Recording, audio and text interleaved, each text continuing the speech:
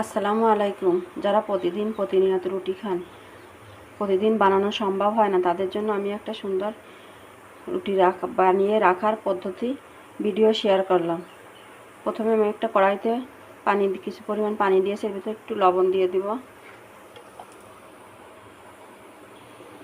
হালকা একটু চিনি দিব, 1 চা চামচের মতন সয়াবিন তেল দিব।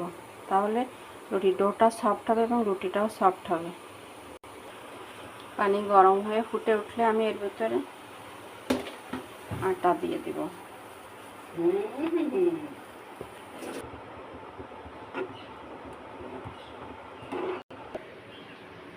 এখন নিজে ডোটা হয়ে গেল, আমি এখন এটাকে কিছুক্ষণ ঢেকে রাখবো।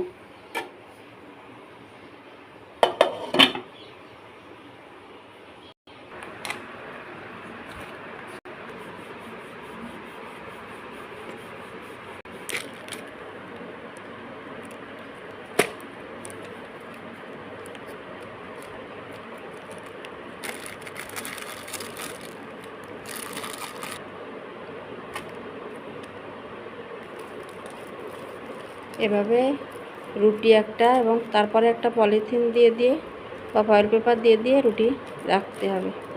পুরোটা বক্স ভরে গেলে এখন ডিপ ফ্রিজে রেখে দিতে হবে।